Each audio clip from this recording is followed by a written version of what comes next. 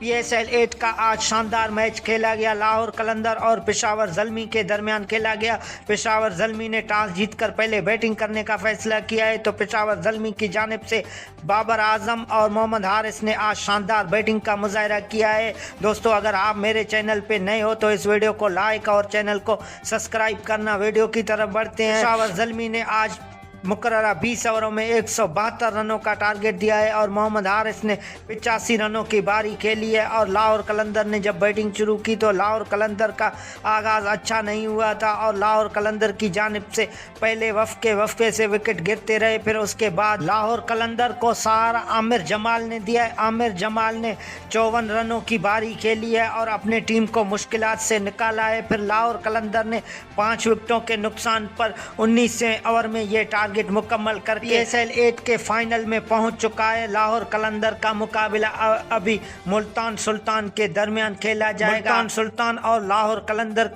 दोनों टीमों में से कौन सी टीम फाइनल जीतेगा, कमेंट बॉक्स में राय का इजहार कर